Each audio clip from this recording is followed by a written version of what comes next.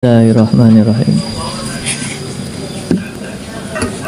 Khaf min wujudi ihsanihi ilaika. Khaf min wujudi ihsanihi ilaika. Takutlah terhadap datangnya kebaikan-kebaikan dari Allah kepada dirimu. Khaf min wujudi ihsani ilaika wa dawami isaatika ma'ahu. Takutlah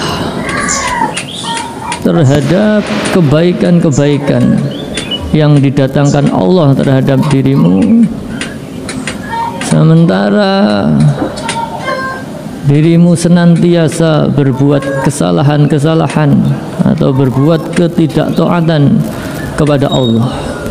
Ayyakuna dzalika istidrajan, karena bisa jadi di dalam hal tersebut ini adalah terdapat istidraj. Enggak para hadirin hadirat, seringkali kita mendengar atau seringkali kita diajak untuk senantiasa belajar dan pandai-pandai bersyukur kepada Allah. Bahkan kita mendapat satu peringatan, la in syakartum la azidannakum wa la in kafartum inna azabi lasyadid. Allah mendawuhkan bahwasanya barang siapa yang mau bersyukur kepada Allah, maka Allah akan menambah atau melipat gandakan bahkan nikmat-nikmat yang telah diberikan. Tetapi barang siapa yang tidak mau bersyukur kepada Allah, Allah dawuh, ketahuilah bahwasanya siksaku, dawuh Allah, ini sangat kejam atau sangat pedih sekali. Namun kemudian tidak jarang kita mendapati atau melihat, baik itu kepada diri kita terutama atau pada orang lain. Ketika diri kita misalkan atau orang lain di sekitar kita yang bisa kita nilai itu tampaknya kurang pandai bersyukur, tidak pandai bersyukur, tetapi ya fasilitas-fasilitas yang diberikan Allah, nikmat-nikmat yang diberikan Allah ini tidak terputus, bahkan kalau perlu ditambah sama Allah. Sehingga kita menjadi bingung bahwasanya katanya Allah akan menambah nikmat barang siapa yang mau bersyukur dan akan menyiksa barang siapa yang tidak pandai bersyukur. Tetapi mengapa kenyataannya di sekitar saya atau bahkan diri saya sendiri ini tidak pandai bersyukur, tetapi fasilitas-fasilitas terus mengalir bahkan bertambah. Maka di sini beliau musannif memperingatkan kepada kita, mengingatkan kepada kita untuk takutlah, khauf, takutlah terhadap datangnya kebaikan-kebaikan yang Allah berikan kepada dirimu, sementara dirimu senantiasa dawam secara kontinu melakukan keburukan-keburukan atau kesalahan-kesalahan atau ketidaktaatan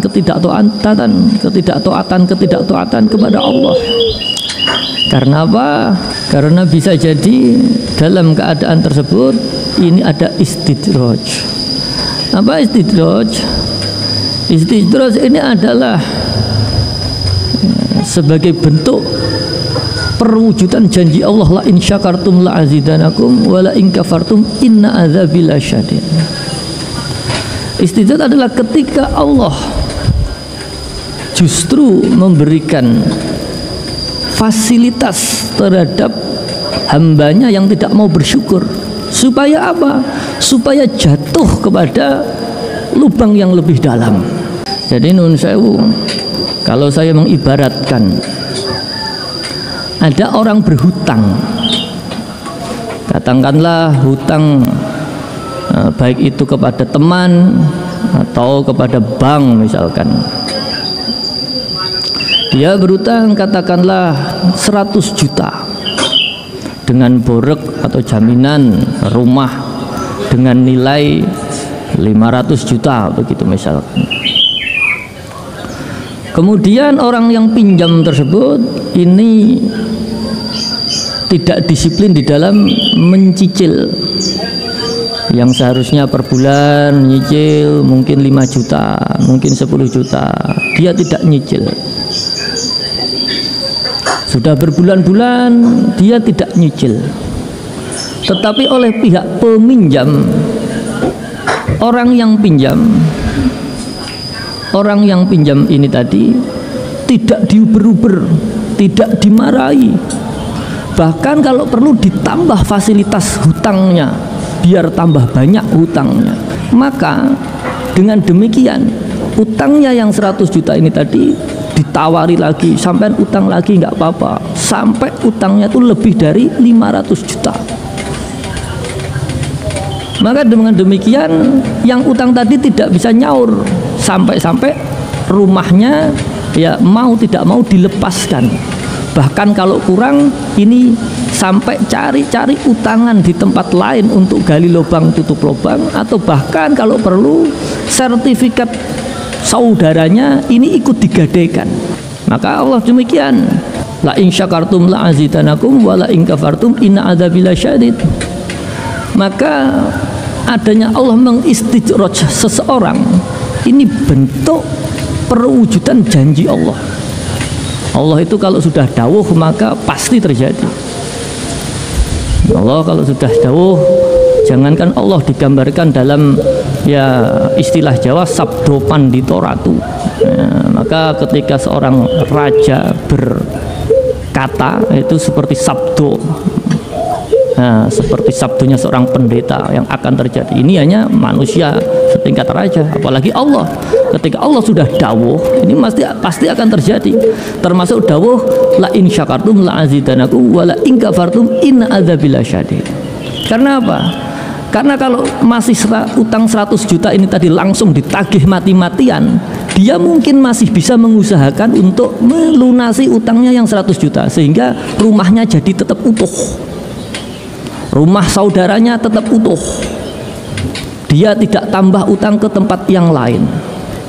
Tetapi kalau diistidraj sama yang meminjami 100 juta difasilitasi lagi, disuruh utang lagi, sudah nggak apa-apa, sampai utang lagi nggak apa-apa, nggak usah zaman pikir yang 100 juta, sampai dia tidak terasa moro-moro utangnya 1 miliar.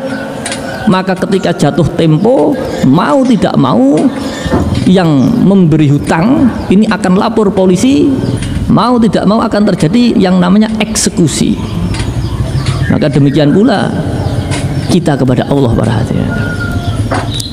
Ketika kita lupa tidak bersyukur, kemudian Allah langsung memberi teguran kepada kita, maka bisa jadi ketidaksyukuran kita itu tidak terlalu jauh, ketidaksyukuran kita itu tidak terlalu dalam. Tetapi karena kita tidak bersyukur, maka Allah akan la in syakartum la azidanakum inna adzabi lasyadid. Allah akan memberikan siksa yang amat pedih sekali. Kalau masih sekali tidak bersyukur langsung dihukum, siksanya kurang pedih.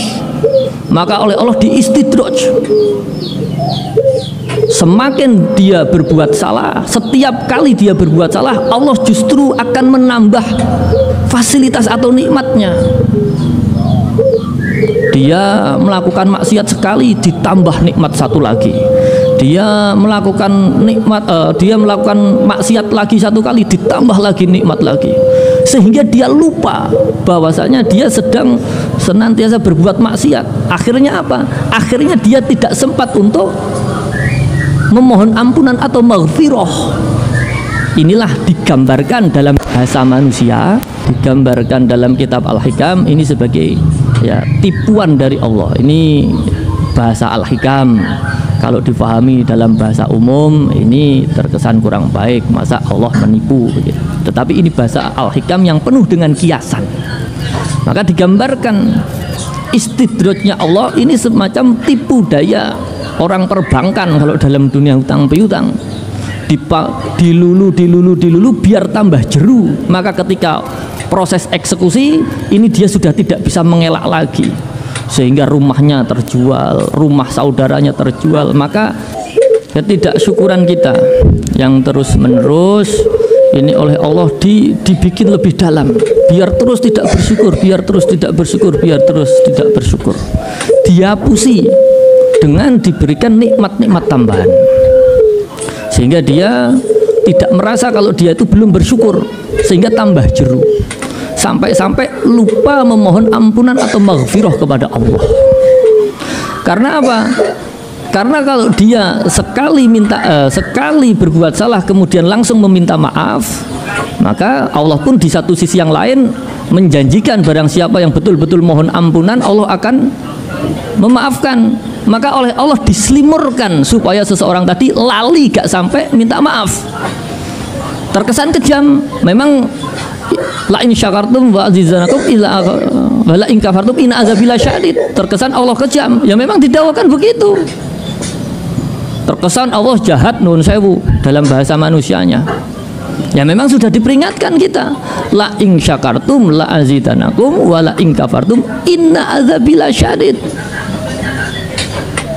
Barang siapa bersyukur, Allah akan menambahkan. Tetapi barang siapa yang tidak bersyukur, nun sewu, siksa Allah sangat kejam sekali. Lah di antara siksa Allah sangat kejam, Allah akan membuat manusia tersebut itu akan berkutat dalam kesalahan-kesalahannya sampai lali mohon maaf. Karena kalau masih sekali mau berbuat salah langsung minta maaf, ya kentengan, sehingga janji Allah tidak tercapai, bahwasanya bala ingkafatum inna azabi lasyadid, malah enggak pedih nanti. Jadi jangan memandang Allah kejam sekali, bukan, memang sudah didawuhkan, kita diperingatkan. Maka tadi di depan saya katakan manusia saja itu ada istilah sabdo pandito ratu, apalagi dawuhnya Allah itu pasti ketetapan. Maka jangan sampai Allah omong nuwun sewu, Allah omong saja, hanya sekedar berfirman, nyatanya itu ada orang kufur, ada orang tidak bersyukur, tidak sembahyang, tidak taat kepada Allah, tapi panggah sugih belegenduk, panggah sehat bugar dan lain sebagainya. Wah, inilah kita khauf, takutlah bahwasannya kebaikan-kebaikan yang datang kepada diri kita, kebaikan-kebaikan yang oleh Allah didatangkan kepada diri kita, sementara kita secara akal menyadari kita itu masih berbuat maksiat. Maka takutlah, karena bisa jadi dalam hal tersebut adalah pengelulu atau istijrot. Sekali lagi ibarat tukang hutang itu bank, itu dibikin utangnya semakin besar, sehingga ketika eksekusi itu bukan hanya dapat uang pinjamannya tadi kembali, tetapi oleh bandangan kiwa tengen, ibarat kata begitu, istilah Jawanya begitu. Maka Allah akan membuat seseorang lupa kalau dia tidak bersyukur dengan cara menambah, ngenyari, mengupdate nikmatnya. Satu kali dia berbuat salah, satu kali Allah menambah nikmat. Satu kali dia bernambah salah, satu kali Allah menambah nikmat. Bahkan kalau perlu nikmatnya lebih dari satu kali. Satu kali dia berbuat salah, 2-3 kali, bahkan 10 kali Allah menambah nikmat, sampai dia lupa bahwasannya dia sedang berbuat salah atau maksiat kepada Allah. Dia berlarut-larut sampai semakin dalam, sehingga seseorang tadi tidak ada alasan untuk menuntut kepada Allah. Dosa kula namung sekedhik, ya Allah jenengan ampuni, sehingga tidak sempat seseorang berkata demikian. Karena apa? Kenyataannya dia sudah jatuh dalam lubang yang sangat-sangat dalam, para hadirin. Maka mari monggo, bagaimana yang didawuhkan ini tadi, khauf, takutlah kita dalam kehidupan sehari-hari. Nuwun sewu, bagi yang fisiknya masih lengkap, sehat dan bugar, bisa berbuat apa-apa dengan seger waras dan lain sebagainya. Tetapi kita sebetulnya secara akliyah itu menyadari masih berbuat salah. Kakinya dimanfaatkan bukan untuk berjuang, tapi untuk berjalan menuju kemaksiatan. Tangannya untuk melakukan kemaksiatan. Telinganya, matanya, akalnya bukan untuk memikirkan perjuangan, tetapi justru untuk merekodoyo kemaksiatan dan lain sebagainya. Kita diberi keluarga, suami yang baik, istri yang baik, anak-anak yang baik, diberi nikmat rumah yang kokoh, bisa untuk berlindung, diberi kendaraan yang nyaman, diberi tabungan yang cukup untuk masa depan. Tetapi hati kita tidak bisa menipu bahwasanya kita masih banyak sekali maksiat-maksiat yang kita jalankan, para hadirin.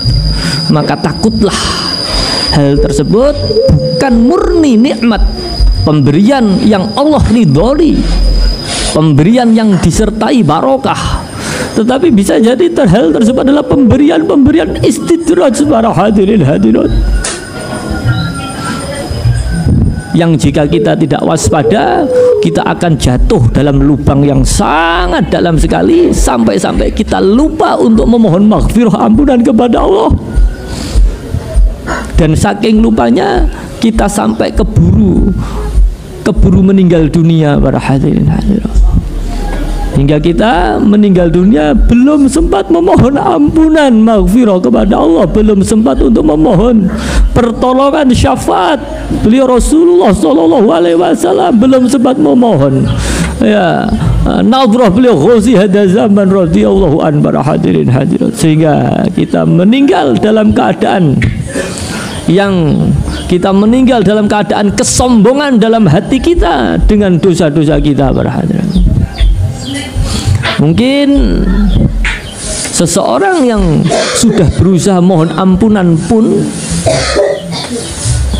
dosanya juga masih banyak, para hadirin. Seseorang yang berusaha memohon ampunan pun belum tentu dosanya dihapus seketika oleh Allah. Kalaupun dihapus seketika oleh Allah, setelah kita beristighfar kita berbuat dosa lagi, setelah kita beristighfar kita berbuat dosa lagi, sampai kita meninggal. Tetapi paling tidak orang tersebut tidak meninggal dalam kesombongan, tidak merasa memiliki dosa, para hadirin. Tetapi kalau seseorang yang diistijrat ini tadi, diberi penglulu ini tadi, dilulu istilah Jawanya ini tadi, bisa jadi dia meninggal dalam kesombongan, tidak merasa dosa, sehingga dia tidak sempat memohon ampunan maghfirah kepada Allah. Maka para hadirin hadirat, bagi para arifin, atau paling tidak bagi orang salikin yang belajar untuk mencari iman ma'rifat, untuk menuju musyahadah kepada Allah, orang-orang arifin ini melihat ketidaknyamanan yang dirasakan. Ini semua sebagai nikmat, para hadirin hadirat. Dia diuji oleh Allah, ekonominya jatuh, itu bukan sebagai siksaan, tetapi sebagai nikmat.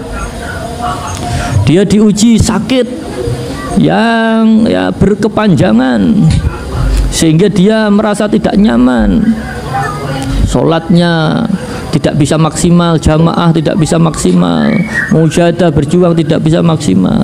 Itu bukan dipandang sebagai sebuah siksaan, tetapi dipandang sebagai sebuah kenikmatan. Semua ujian-ujian itu dipandang sebagai sebuah kenikmatan.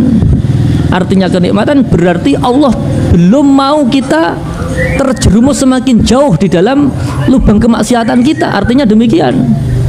Karena jika Allah sudah tidak mau memperingatkan seseorang, ini berarti Allah menginginkan seseorang tersebut berada pada jurang yang paling dalam, para hadirin hadirat. Maka para hadirin hadirat, dalam hal ini kita bisa merasakan betapa besarnya kasih sayang, betapa besarnya rasa sabar beliau Kanjeng Rama Latif, para hadirin hadirat. Para khadimul wahidiyah yang di pusat tidak jarang sekali 2 kali ini menerima peringatan dari Kanjeng Romo Latif. Bahkan kalau perlu sampai didukani, diseneni para hadirin, dimarahi para hadirin. Mungkin jika kita memandang dari sisi lahiriah, kita miskil, atau bahkan kalau perlu suul adab kita pegel begitu katakanlah. Tetapi jika kita memandang dengan hati terbuka, justru itu wujud kasih sayang beliau kepada kita para hadirin hadirat. Orang tua yang rewel itu bagi anaknya adalah tidak menyenangkan. Tetapi ketika anak tersebut sudah tumbuh dewasa, dia akan menyadari rewelnya orang tua itu justru bentuk kasih sayang orang tua kepada dirinya. Arep dolan siang ora oleh dikongkon mulih. Bermain dengan teman ini tidak boleh, diseneni. Tidak belajar, tidak ngaji, diseneni. Tidak sholat, dijiwit dan lain sebagainya. Seakan-akan bayangannya orang tuanya kejam. Tetapi jika bisa memahami, itu justru kasih sayang orang tua luar biasa para hadirin hadirat. Justru jika ada orang tua yang membiarkan anaknya berbuat sesuka hatinya, arep dolan ya, mau main layangan malah disangoni, tidak diingatkan waktunya sholat, waktunya belajar, mau dolanan game PS atau semacamnya malah disangoni, tidak diperingatkan, dijiar nih, apalagi tidak diaru-arui belas. Itu justru menandakan orang tua yang tidak perhatian kepada anaknya para. Itu justru orang tua yang menjerumuskan kepada anaknya para. Pengen jajan macam-macam dituruti, padahal sekarang makanan-makanan kalau tidak hati-hati itu makanan bisa membawa penyakit. Banyak anak kecil yang sudah terkena penyakit diabetes, gagal ginjal dan lain sebagainya. Ini akibat karepe anak yang terus-terusan dituruti para. Maka kembali sikap tegas beliau Kanjeng Romo Latif di dalam mendidik kita dalam perjuangan wahidiyah ini justru merupakan bentuk kasih sayang yang luar biasa dan rasa sabar yang luar biasa para.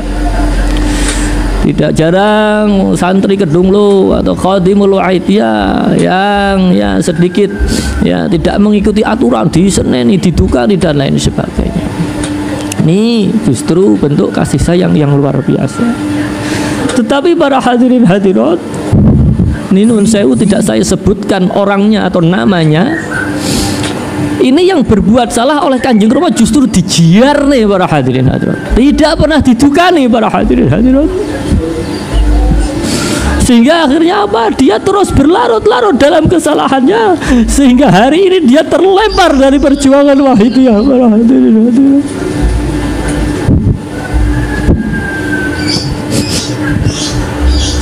Maka para hadirin hadirat, khususnya khadimul wahidiyah, santriwati kedunglo, baru kita merasakan rasa rindu kita kepada beliau Kanjeng Romo Latif. Jika pada saat itu sedikit saja kita berbuat salah, langsung didukani para hadirin, langsung diperingatkan para hadirin, sehingga kita tidak berlarut-larut di dalam kesalahan kita para hadirin. Baru kita sadari para hadirin hadirat, dukonya Kanjeng Romo itu merupakan bentuk kasih sayang beliau kepada kita. Baru kita rasakan hari ini beliau tidak ada di tengah-tengah kita secara lahiriah, sehingga ketika kita berbuat salah, ketika kita berbuat maksiat, ketika kita gelonjom dalam perjuangan wahidiyah di Pondok Kedunglo ini, tidak ada yang memperingatkan kita, tidak ada yang nyeneni kita para hadirat. Sehingga tahu-tahu kita sudah berada di jurang yang paling dalam, tidak ada jalan kembali para hadirin hadirat.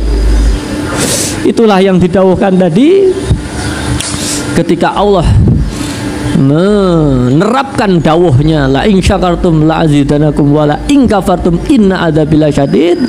Allah akan menambah nikmat bagi siapa saja yang kufur kepada Allah sampai dia jatuh atau terjerembab semakin dalam, tidak ada jalan kembali pulang. Tahu-tahu dia sudah berada pada titik terdalam dalam kesalahannya, para hadirin. Maka ketika dia berada pada titik terdalam dalam kehidupannya, dia meninggal dalam keadaan su'ul khotimah, para hadirin. Inilah yang dimaksud siksa Allah sangat pedih sekali, para hadirin. Jika dia mendapatkan siksaan atau ujian dalam kehidupannya, bisa jadi dia bertobat, sehingga betapapun dia seorang ahli maksiat, para hadirin hadirat, Kanjeng Rama sering mengibaratkan betapapun seorang ini ahli melakoni molimo, tetapi jika ia diberi ujian oleh Allah sehingga dengan ujian tersebut dia bisa sadar, bisa jadi dia meninggal dalam keadaan husnul khotimah, para hadirin. Tetapi bagi orang-orang yang disiksa oleh Allah dengan siksa yang sangat pedih, dia akan dilulu oleh Allah sampai dia menemui ajalnya, tidak menyadari kesalahan-kesalahannya, tidak sempat memohon ampunan kepada Allah, hingga dia meninggal dalam keadaan su'ul khatimah, para hadirin. Mari para hadirin hadirat, kita belajar bersyukur, jangan sampai kita kufur kemudian Allah menerapkan dawuhnya tadi, para hadirin. Dalam setiap kehidupan kita, nikmat-nikmat kita, nikmat-nikmat yang kita terima, terutama nikmat iman, Islam, ihsan, wabil khusus nikmat kita diberi atau diperkenankan untuk mengamalkan wahidiyah, para hadirin. Dan ini juga peringatan bagi kita, khususnya sebagai pengamal wahidiyah, jika kita tidak mau bersyukur atas nikmat berupa amalan sholawat wahidiyah, atas nikmat berupa bimbingan tarbiyah dari beliau Mbah Yai Majid ini, kita juga akan dilulu, para hadirin. Mujadah ora sepiro, tetapi ketokane mandi, para hadirin. Mujadahnya ukur-ukur, tetapi koyok-koyok gampang mandi, gampang nambani orang, dan lain sebagainya, dan lain sebagainya. Ini juga harus waspada. Bisa jadi kemandian-kemandian kita di dalam wahidiyah ini bukan semata-mata karena nikmat yang hakiki, tetapi ini bisa jadi karena ketidaksyukuran kita di dalam wahidiyah, sehingga kita dilulu, sehingga kita koyok-koyok merasakan asrornya wahidiyah, sehingga kita tidak sempat untuk makmum gandolan kepada Mbah Yai Majid dan Kanjeng Romi Latif, farhanya. Koyok-koyok, aku mujadah, dengan kemampuan mujadah saya sudah bisa makrifat kepada Allah, sudah bisa kenal kepada Kanjeng Nabi, hajat-hajat saya gampang diijabai, saya sudah tidak butuh gandolan kepada Mbah Yai, saya tidak butuh gandolan kepada Kanjeng Romi Latif. Jika ini terbesit, para hadirin hadirat, seakan-akan kemandian kita akan berlipat-lipat, para hadirin, sampai kita betul-betul lupa kepada Mbah Yai Majid dan Kanjeng Romi Latif, para hadirin.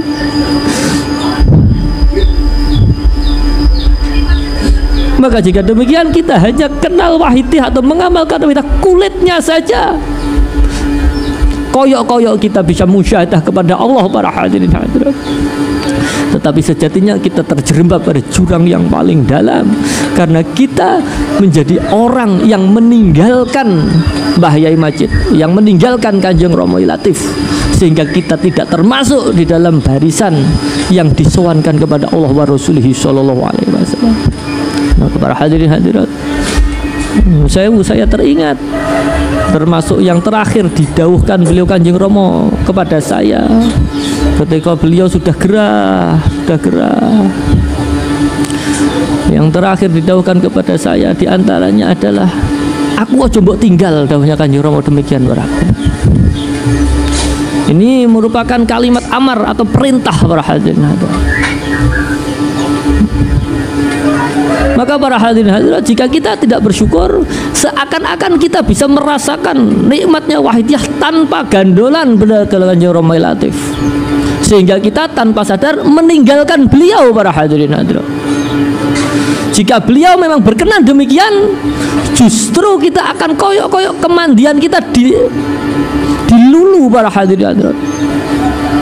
Terus-terusan dilulu sampai kita tidak menyadari hal tersebut. Dengan bangganya, dengan sombongnya, kita meninggalkan beliau Kanjeng Romi Latif, kita meninggalkan beliau Mbah Yai Majid, sehingga karena ulah kita sendiri kita terlempar dalam perjuangan wahidiyah. Maka beliau Kanjeng Romi Latih Bahaya Majid tidak pernah mengeluarkan seseorang dari perjuangan wahidiyah. Jika toh ada seseorang yang keluar dari perjuangan wahidiyah, itu karena hasil dari perbuatan dan keinginannya sendiri para hadirin hadirat. Sebagaimana tadi yang saya sampaikan, personil wahidiyah pusat ini tidak jarang yang ditukani oleh beliau. Tetapi peringatan beliau ini justru bentuk perhatian beliau. Tetapi jika memang beliau menghendaki seseorang tersebut sudah tidak berada dalam perjuangan wahidiyah, dibiarkan para hadirin hadirat. Jangan sampai kita seakan-akan hafal sholawat wahidiyah, kita seakan-akan mengamalkan setiap hari sholawat wahidiyah, bahkan koyok-koyok diberi kemanden di dalam mengamalkan wahidiyah. Tetapi hal tersebut merupakan istijrot atau pengelulu, sehingga tanpa sadar kita semakin berpencar menjauh dari Mbah Yai dan Kanjeng Romo. Maka ketika kita berdoa Qorib wa alif bainana ya Robbana, ini mari di samping kita membayangkan Qorib wa alif sesama pengamal wahidiyah, kita juga membayangkan Qorib wa alif baina diri kita dengan Mbah Yai Majid dan Kanjeng Romo Latih para hadirin hadirat. Al-Fatihah.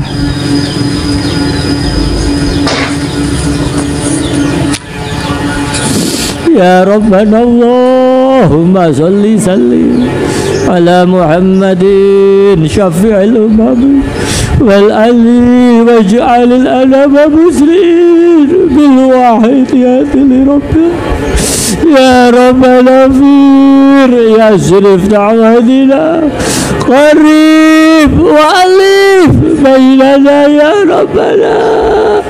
Al-Fatihah.